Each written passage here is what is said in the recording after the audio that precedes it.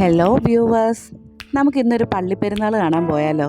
ട്രിവാൻഡ്രത്തെ ഏറ്റവും ഫേമസ് ആയ വെട്ടുകാട് ചർച്ചിലെ പള്ളിപ്പെരുന്നാൾ കാണാനാണ് ഞാൻ നിങ്ങളെ കൂട്ടിക്കൊണ്ടുപോകുന്നത്. ഈ വെട്ടുകാട് പള്ളി എന്ന് അല്ല, ഇതിൻ്റെ ഒരു കറക്റ്റ് പേരെന്ന് പറഞ്ഞത് മദ്രെ ദേ ദേവൂസ് എന്നാണ് ഈ പള്ളിയുടെ പേര്. ഇത് സ്ഥിതി ചെയ്യുന്നത് വെട്ടുകാടായതുകൊണ്ട് ഈ തിരുവനന്തപുരത്തുള്ള ഞങ്ങളൊക്കെ അതിന് വെട്ടുകാട് പള്ളി എന്ന് പറയും. ഈ പള്ളി സ്ഥിതി ചെയ്യുന്നത് വേളി ശംഖുമുഖം റോഡിന് ഇൻ ബിറ്റ്വീനാണ്. ശരിക്കും ഇത് എല്ലാ വർഷവും ഒരു 10 days നീണ്ടു നിൽക്കുന്ന ഒരു ഫെസ്റ്റിവലാണ്. അപ്പോൾ ഞങ്ങൾ ഇതിൻ്റെ തലേ ദിവസം, ഇത് തീരുന്നതിന് തലേ ദിവസമാണ് ഞങ്ങൾ വന്നത്. അപ്പോൾ അത്യാവശ്യം നല്ല തിരക്കുള്ളൊരു ടൈമായിരുന്നു. അപ്പോൾ അതുകൊണ്ട് ഞങ്ങളുടെ വണ്ടി ഫുള്ളായിട്ട് ഞങ്ങൾക്ക് പള്ളിയിൽ വരെ കൊണ്ടുപോകാൻ പറ്റിയില്ല. ഏകദേശം ഒരു 7 മണി ടൈമിലാണ് ഞങ്ങൾ ഇറങ്ങിയത് അവിടെ നിന്ന്. അപ്പോൾ വണ്ടി പകുതിക്കിട്ടിട്ട് ഞങ്ങൾ നടന്നാണ് ബാക്കി കാഴ്ചകളൊക്കെ കാണാൻ പോയത്. അപ്പോൾ ഈ നടന്നു പോകുന്ന ഈ ഒരു വഴിയിൽ തന്നെ ഒത്തിരി കച്ചവടക്കാരും നമ്മൾ സാധാരണ എല്ലാ ഉത്സവത്തിനും കാണുന്ന രീതിയിൽ ഒത്തിരി കാഴ്ചകളൊക്കെ ഇവിടെ ഉണ്ടായിരുന്നു കേട്ടോ. എനിക്ക് ഈ പള്ളിയായിട്ടുള്ളൊരു അനുഭവം അല്ലെങ്കിൽ ഒരു അറിവെന്ന് പറയുന്നത് ഇന്നും ഇന്നലെയും തൊട്ടല്ല, കുഞ്ഞിലേ തൊട്ടേ ഉണ്ട്. കാരണം ഞാൻ പഠിച്ചതൊരു കോൺവെൻറ്റ് സ്കൂളിലാണ്, Carmel girls higher secondary school. അപ്പോൾ അവിടുന്ന് ഇടയ്ക്കൊക്കെ ഞങ്ങളെ ഇവിടെ കൊണ്ടുവന്നിട്ടുണ്ട്. അപ്പോൾ ഒരു ചെറിയൊരു ഇടവഴി കൂടെയാണ് ഞങ്ങൾ ഈ റോഡിലേക്ക് വന്നത്. അപ്പോൾ അത് ഏകദേശം എത്തിയിട്ടുണ്ട്. ഇവിടെ ഒരു 3-4 കെട്ടിടം ഇതിൻ്റെ 4 ചുറ്റുമായിട്ട് കാണാൻ പറ്റും. ഒരു സൈഡിൽ ചാപ്പലുണ്ട്, ഒരു സൈഡിൽ മെയിൻ പള്ളിയുണ്ട്, പിന്നെ ഇവരുടെ ഓഫീസിൻ്റെയൊക്കെ ഒരു കെട്ടിടമുണ്ട്. അപ്പോൾ ഇതാണ് നമ്മുടെ മദ്രെ ദേ ദേവൂസ് ചർച്ച് എന്ന് പറയുന്നത്. ചർച്ച് നല്ല അടിപൊളിയായിട്ട് കളർഫുള്ളായിട്ടൊക്കെ ഒരുക്കി വെച്ചേക്കും കേട്ടോ. നല്ല രസമുണ്ട്, ലൈറ്റൊക്കെ കൊടുത്ത് അടിപൊളിയാക്കി വെച്ചിട്ടുണ്ട്. ഇവിടെ വന്നു കഴിഞ്ഞാൽ ആദ്യം ഞങ്ങൾ ഇതിനകത്തൊരു ചാപ്പലുണ്ട്, ആ ചാപ്പലിലാണ് പോകുന്നത്. ഈ കാണുന്നതാണ് കേട്ടോ ഈ ഒരു കെട്ടിടമാണ് ഇവിടുത്തെ ചാപ്പൽ എന്ന് പറയുന്നത്. ഇതിനകത്ത് ഭയങ്കര സൈലൻസാണ്. ചാപ്പലിൻ്റെ പുറത്തൊക്കെ അവർ ചെയർസൊക്കെ ഇട്ട് അറേഞ്ച് ചെയ്തിട്ടുണ്ട് കേട്ടോ. ഇത് ഫെസ്റ്റിവൽ ആയതുകൊണ്ട് ഇങ്ങനെ ഒരുപാട് ചെയർസൊക്കെ ഇട്ട് അറേഞ്ച് ചെയ്ത് കുറേ പേര് അവിടെ ഇരിക്കുന്നുണ്ട്. അപ്പോൾ ഇതിനകത്ത് എങ്ങനെയാണെന്ന് വെച്ചാൽ ഈ ചാപ്പലിനകത്ത് കർത്താവിൻ്റെയും മാതാവിൻ്റെയും മദർ തെരേസയുടെയും അങ്ങനെ ഒത്തിരി രൂപങ്ങൾ ഇവിടെ സ്ഥാപിച്ചിട്ടുണ്ട്. അപ്പോൾ ഒത്തിരി പേര് ഇതിനകത്തിരുന്ന് പ്രാർത്ഥിക്കുന്നത് കാരണം ഞാൻ അവരെ ഡിസ്റ്റർബ് ചെയ്യാതെ ഓവറോൾ ഒരു വീഡിയോ എടുത്തിട്ടുണ്ട്. ഈ കാണുന്ന കർത്താവിൻ്റെ രൂപത്തിനടുത്തേക്കാണ് നമ്മളടുത്ത് പോകുന്നത്. അപ്പോൾ ഇവിടെ വെക്കാനായിട്ട് ഞാൻ ഇവിടെ നിന്നൊരു ഹാരവും കുറച്ച് മെഴുകുതിരി അതിൻ്റെ അപ്പുറത്ത് കത്തിക്കാനായിട്ടാണ്. അപ്പോൾ മെഴുകുതിരിയൊക്കെ വാങ്ങിയിട്ടുണ്ട്.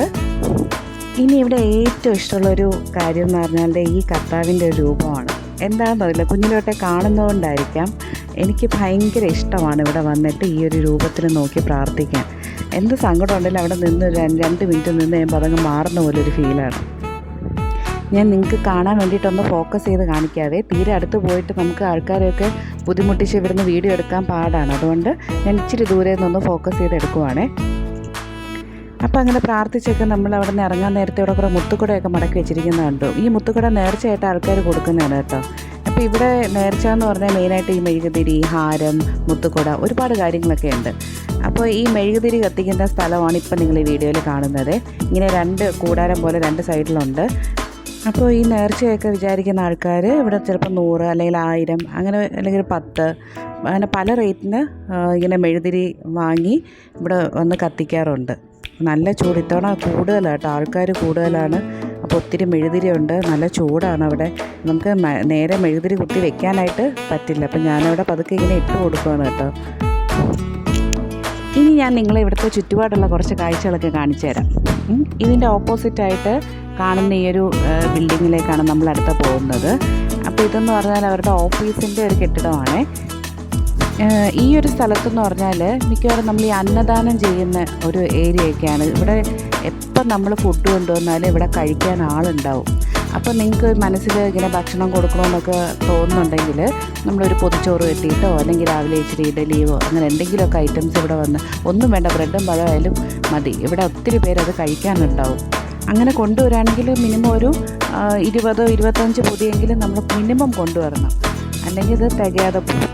ഓക്കെ, അപ്പോൾ ഞാൻ ഇവിടെ ഇപ്പോൾ വന്ന എന്തിനാന്ന് വെച്ചാൽ ഈ നൂലെടുക്കാൻ വേണ്ടിയിട്ടാണ് കേട്ടോ. എപ്പോൾ വന്നാലും ഇവിടെ നിന്ന് കുറച്ച് നൂല് എടുത്തിട്ട് പോകും കയ്യിൽ കെട്ടാൻ, ഒരു ധൈര്യം, അത്രേ ഉള്ളൂ. എന്തെങ്കിലും ശക്തി ഉണ്ടോ എന്നൊക്കെ ചോദിച്ചാൽ എനിക്കറിയില്ല, പക്ഷേ ഒരു ധൈര്യം. പിന്നെ ഈ ബിൽഡിങ്ങിൻ്റെ ഒരു വശത്തായിട്ട് അനുഗ്രഹ ജലം എന്ന് പറഞ്ഞ് വെച്ചിട്ടുണ്ട്. അത് ഞാൻ വാങ്ങി കുടിച്ചിട്ടില്ല. അപ്പോൾ അതിന് ചുറ്റും കുറേ ആൾക്കാർ ക്യൂ നിൽക്കുന്നതൊക്കെ കണ്ടായിരുന്നു കേട്ടോ. ഇനി നമ്മൾ പോകുന്നത് ഇവിടെ നിന്ന് ബീച്ചിലേക്ക് കണക്ട് ചെയ്യുന്നൊരു ഇടവഴിയുണ്ട്, അങ്ങോട്ടാണ് കേട്ടോ. ഈ ഒരു പള്ളിയുടെ മെയിൻ പ്രത്യേകത ഏതാണ്, ഇവിടെ വന്ന് പ്രാർത്ഥിക്കുന്നവരൊക്കെ ഈ ബീച്ചിൽ ഇറങ്ങിയിട്ടേ മിക്കവാറും പോകത്തുള്ളൂ. അപ്പോൾ പോകുന്ന വഴിയുള്ള കുറച്ച് കാഴ്ചകളും കൂടെ ഞാൻ കാണിച്ചു തരാം. ഇപ്പോൾ ഇവിടെ ഇങ്ങനെ ഒരു സ്റ്റോൾ, ഇങ്ങനെ 2-3 സ്റ്റോളുണ്ട് കേട്ടോ ഇവിടെ. ഇതിനകത്ത് ക്യാൻഡിൽ കിട്ടും, ഹാരം കിട്ടും, പിന്നെ ദൈവത്തിൻ്റെ ഫോട്ടോസുണ്ട്, മുത്തുക്കുടയുണ്ട്, പിന്നെ മെയിനായിട്ട് ഇതിനകത്ത് കൊന്തയുണ്ട്. എനിക്ക് ഏറ്റവും ഇഷ്ടപ്പെട്ട ഒരു കാഴ്ച നിങ്ങൾക്ക് കാണിച്ചു തരാം കേട്ടോ. പല വെറൈറ്റി ആയിട്ടുള്ള കൊന്ത ഇതിനകത്ത് ഇങ്ങനെ നിരത്തിയിട്ടേക്കുവാണ്. പിന്നെ ഇവിടെ ഈ വചനപ്പെട്ടി എന്നൊരു സംഭവം കിട്ടും കേട്ടോ. അത് എനിക്ക് ഇച്ചിരി വിശ്വാസമുണ്ട്. കാരണം നമ്മൾ ഡെയിലി അതിൽ നിന്നൊരു വചനമൊക്കെ എടുത്ത് നോക്കുകയാണെങ്കിൽ അത് ആ ഒരു ഡെയിലി കറക്റ്റായിട്ട് വരുന്നതായിട്ട് എനിക്ക് തോന്നിയിട്ടുണ്ട്. അപ്പോൾ ഈ വീഡിയോസൊക്കെ പകർത്തി ഞാൻ പുറത്തിറങ്ങിയതും എൻ്റെ 2 മക്കളും കൂടി അവർക്ക് ഇഷ്ടമുള്ള ഓരോ ടോയൊക്കെ എടുത്ത് അങ്ങനെ റെഡിയായിട്ട് നിൽക്കുവാണ് കേട്ടോ. ഇപ്പോഴാണ് അവരുടെ മുഖം ഒന്ന് തെളിഞ്ഞത്. കാരണം എന്ന് വെച്ചാൽ 2 പേർക്ക് നടക്കുന്ന ഒരു ബുദ്ധിമുട്ടൊക്കെ ഉണ്ടായിരുന്നു, ഇത്രയും നടന്നതിനൊരു ബുദ്ധിമുട്ടുണ്ടായിരുന്നു. അപ്പോൾ ഇത് കണ്ടു കഴിഞ്ഞപ്പോൾ അതൊക്കെ അങ്ങ് മാറി 2 പേരും ഫുൾ ഹാപ്പി.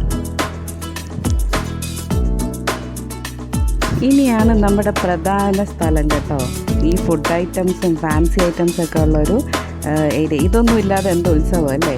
അപ്പോൾ ഇവിടെ കുറേ ചേട്ടന്മാർ ചിക്കൻ്റെ ഐറ്റംസും പൊട്ടറ്റോ ഫ്രൈയും കോളിഫ്ലവർ ഫ്രൈയും അങ്ങനെ ഒരുപാട് ഐറ്റംസൊക്കെ ഉണ്ടായിരുന്നു.